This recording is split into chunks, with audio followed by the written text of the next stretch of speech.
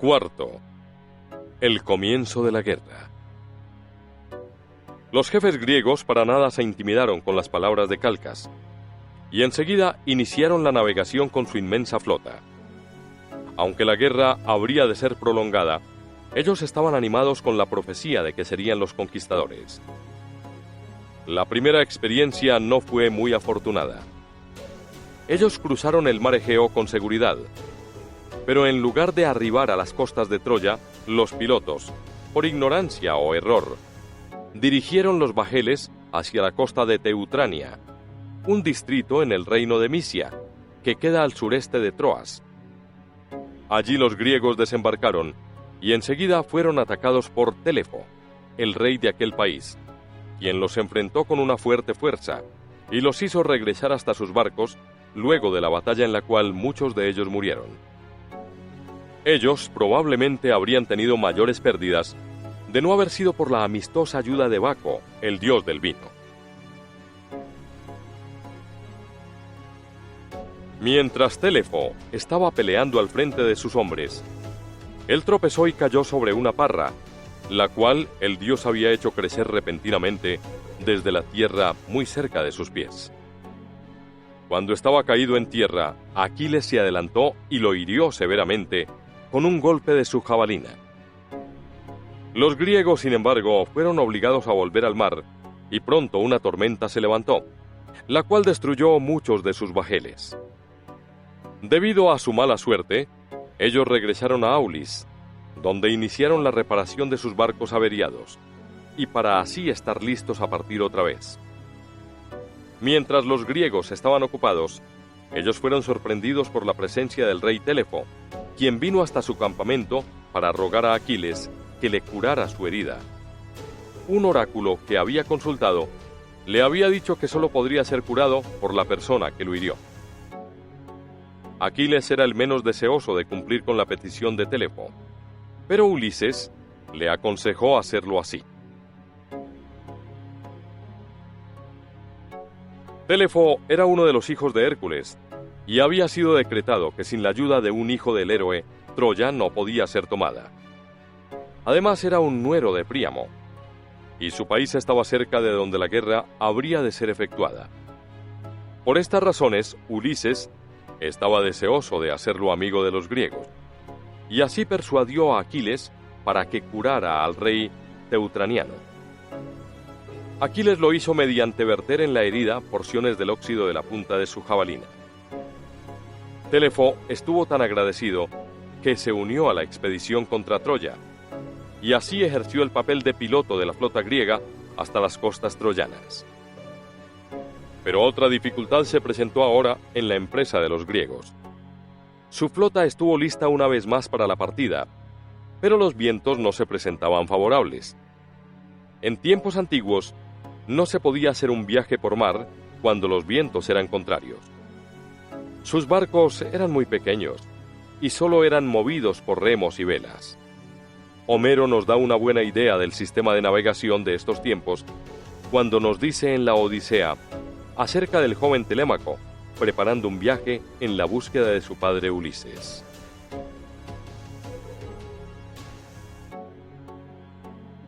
Telémaco se embarcó por un lado del bajel, pero antes Palas embarcó, y así al timón se sentó, mientras cerca de ella Telémaco se hubo sentado. Entonces la tripulación deshicieron amarras, y así todos estuvieron a bordo, y tomaron sus lugares en los asientos de los remeros. Mientras la ojiazul Palas envió una brisa favorable, un viento fresco del oeste que los llevaba susurrando el océano azul oscuro.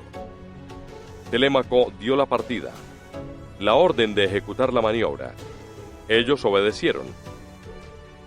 Y así elevaron el mástil de abeto, y así lo afirmaron en la encajadura, y lo afirmaron con cuerdas. E izaron y desplegaron con drisas entorchadas las refulgentes velas en lo alto. El viento estable hinchó hacia afuera las lonas en su centro. El bajel avanzó por el oscuro mar, rugiendo alrededor de su quilla. Tan rápido a través de las olas, ella mantuvo el rumbo. Brian. La Odisea. Libro segundo.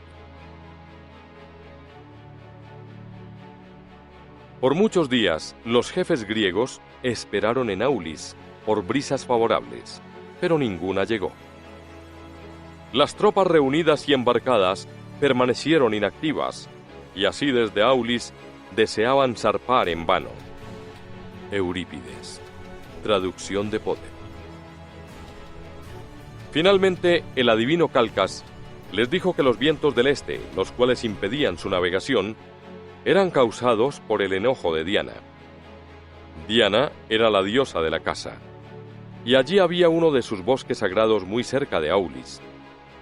En estos bosques, el rey Agamenón estaba cazando mientras los barcos eran reparados luego de la tormenta, y él mató uno de los siervos favoritos de Diana. Incluso se jactó de que era un cazador más grande que la misma Diana. Esto enojó a la diosa, y así Calcas dijo que el enojo solo podía ser apaciguado mediante la ofrenda de Ifigenia, la hija de Agamenón, en un sacrificio.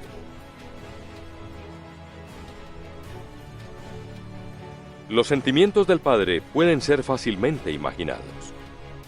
Él escuchó el anuncio del adivino con el más grande horror, y dijo que era preferible abandonar la expedición que permitir que su niña fuera sacrificada. Pero Ulises y los otros príncipes llegaron hasta él, para recordar que el honor de su país estaba en juego. Entonces le dijeron que si él abandonaba la gran causa por la cual habían laborado por 10 años, todo estaría perdido. Y así el insulto de los troyanos a su propia familia y a toda Grecia permanecería impune. Finalmente Agamenón consintió, y se enviaron mensajeros a Micenas para traer a Ifigenia hasta Aulis. El rey fue persuadido de engañar a su esposa, Clitemnestra. Conociendo que ella no permitiría que su hija fuera llevada para semejante propósito, él escribió una carta a la reina, diciendo que Ifigenia había sido escogida como esposa de Aquiles, y que él deseaba que la ceremonia de matrimonio se efectuara antes de la partida del joven príncipe para Troya. Escribí, sellé una carta a mi esposa, para que a ella fuera enviada, a su hija como novia para Aquiles prometida. Eurípides. Traducción de Potter. Clitemnestra estuvo de acuerdo con este propósito, feliz al pensar que su hija se iba a casar con el príncipe Aquiles. Ifigenia, como se acordó, acompañó el regreso de los mensajeros al campamento de los griegos en Aulis. Cuando ella se enteró de su terrible destino, al cual había sido condenada, ella se arrojó a los pies de su padre, pidiendo misericordia e implorando su protección. Pero sus lágrimas y ruegos fueron en vano. El padre agonizante no tenía el poder para salvarla, porque todo el ejército demandaba que se cumpliera la voluntad de la diosa, la cual debería ser obedecida. Los preparativos para el horrible sacrificio se hicieron, y cuando todo estuvo listo, la bella joven princesa fue llevada hasta el altar. Tennyson, en su sueño de una bella mujer, tiene estas líneas acerca de Ifigenia en Aulis.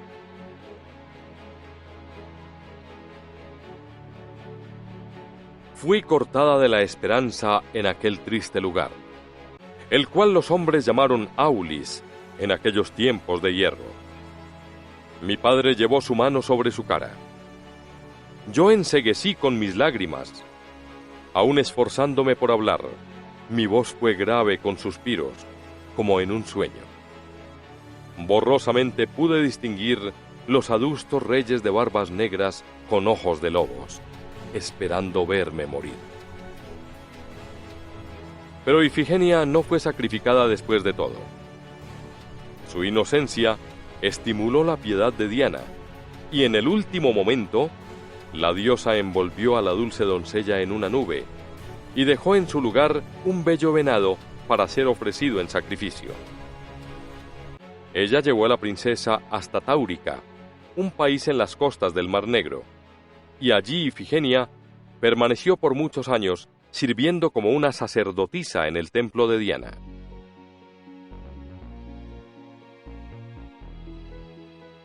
Al ser el enojo de Diana apaciguado, vientos favorables comenzaron a soplar, y así los griegos navegaron otra vez, guiados por Télepo.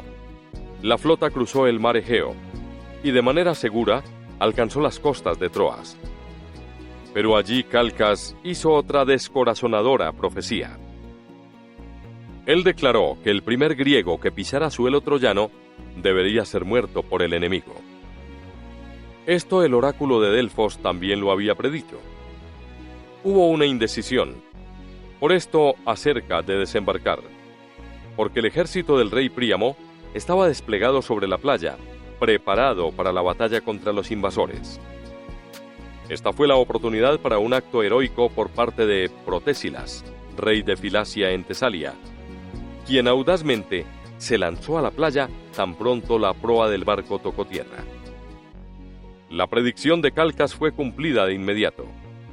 Protésilas fue derribado mortalmente en el primer combate por una jabalina lanzada por el líder troyano Héctor.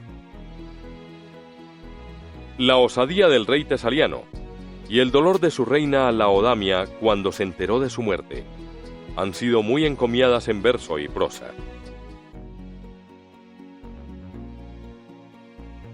Protésilas, nuestro valiente, quien ahora yace silente en la tenebrosa tumba, el primero cuyo cuerpo tocó la costa troyana y murió por una lanza frigia con sangre griega. Allí yace, lejos de su distante planicie, y así su triste consorte golpea sus pechos en vano. Poe, La Ilíada, libro segundo. Laodamia, en su pesar, rogó a los dioses para que ella pudiera ver a su esposo otra vez en la tierra. Júpiter escuchó su plegaria, y así ordenó a Mercurio que condujera a Protésilas desde el Hades, la tierra de los muertos, hasta Tesalia, para que permaneciera con Laodamia por 3 horas. Laodamia estuvo feliz por el breve tiempo que se le permitió gozar otra vez de la compañía de su amado Protésilas, y así ella escuchó con orgullo la historia de su valiente acción en la costa troyana. Tú sabes lo que el oráculo de Delfos predijo, que el primer griego que tocara la costa troyana debería morir. Pero para mí la amenaza no se apartaría. Una generosa causa, una víctima demandó. Y así públicamente salté sobre cuerda locura. Un jefe abnegado por Héctor muerto. Wordsworth, Laodamia. Pero el momento de felicidad se fue rápidamente, y así cuando las 3 horas pasaron, Mercurio regresó para llevar al héroe de regreso al mundo de las sombras. La partida de su amado fue demasiado para Laodamia. Ella murió de dolor al momento en que su esposo desapareció de su vista. Protésilas fue enterrado en la costa troyana, y alrededor de su tumba se dice que creció unos maravillosos árboles. Estos árboles se marchitaban tan pronto como su copa alcanzaba la suficiente altura como para ser vistos desde la ciudad de Troya.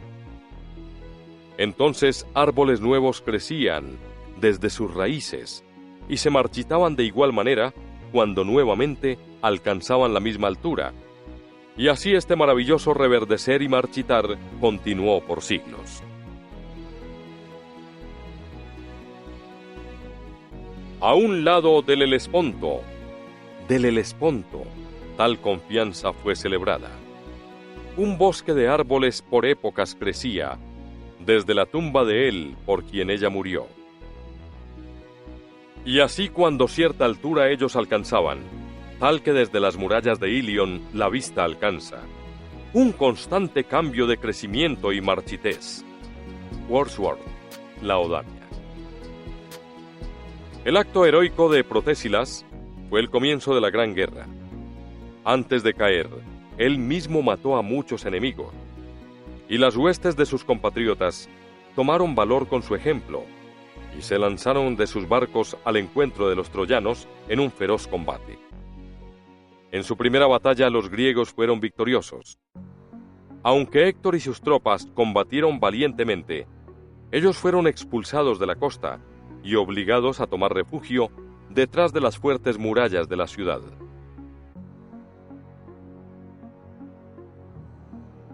Los troyanos estaban bien preparados para la guerra. El rey Príamo no estuvo desocupado mientras los líderes griegos reunían sus fuerzas. De todas las partes de su reino, él reunió suministros de provisiones, y al mismo tiempo los príncipes y jefes de Troas vinieron con grandes ejércitos para defender su rey y país. El más célebre de estos jefes fue Eneas, hijo de Anquises y de la diosa Venus. Él comandó las fuerzas dárdanas y tenía como sus lugartenientes a 2 guerreros valientes, Acamas y Arquéloco. Divino Eneas, producto de la raza dárdana, Arquéloco y Acamas dividen la gloria del guerrero, y así combaten en sus flancos. Poe, La Ilíada, libro segundo. Los troyanos tenían numerosos y al mismo tiempo poderosos aliados. Tropas fueron enviadas a ellos desde los países vecinos tales como Frigia, Licia y Caria. Las fuerzas licias fueron lideradas por Sarpedón, un hijo de Júpiter y un destacado guerrero.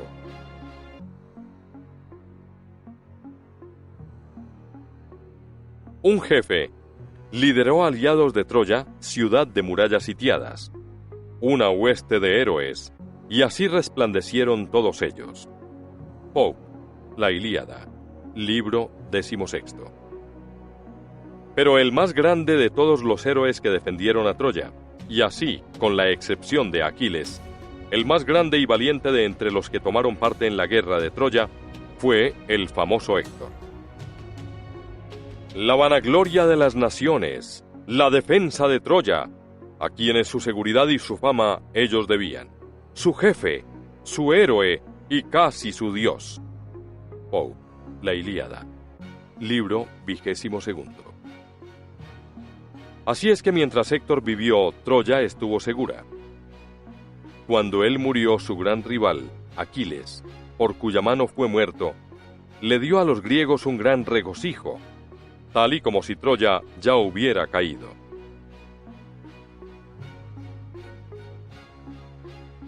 Los hijos de Grecia en triunfo celebraron el cuerpo de Héctor, y así sus himnos cantaron. Pero esta canción lentamente se movía hacia la costa.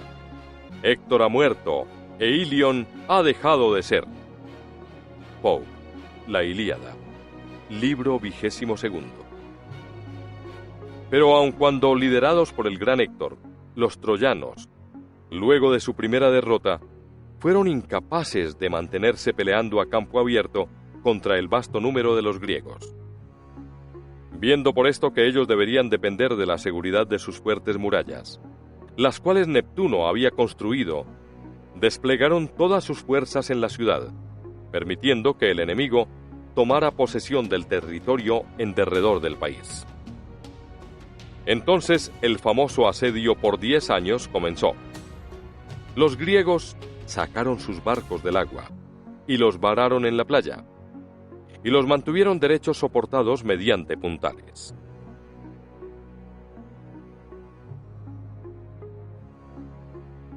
Cerca de los barcos, por los lados, ellos erigieron sus tiendas, las cuales se extendieron a lo largo de la línea, en la cual una de las alas era guardada por Aquiles, y la otra por Áyax Telamón. Entre el campamento y las murallas de Troya, una distancia de 3 o 4 millas, muchos feroces conflictos tuvieron lugar, y muchos grandes guerreros cayeron durante la contienda. Por los troyanos liderados por Héctor, o algunos de sus jefes, en ocasiones salieron de la ciudad a través de su puerta principal, llamada la Puerta Eseas, la cual estaba enfrente del campamento griego, y así pelearon contra el enemigo en la planicie abierta, o en las riberas del célebre río Simuar. Y desde las murallas de la fuerte asediada Troya, cuando su osada esperanza, destacado Héctor, marchaba al campo, allí las madres troyanas intercambiaban júbilo, al ver a sus jóvenes de armas refulgentes vestidos. Y en su esperanza, tal acción singular producía, que a través de la luz de su júbilo parecía mostrar cómo las cosas brillantes se opacan, un tipo de temor pesimista.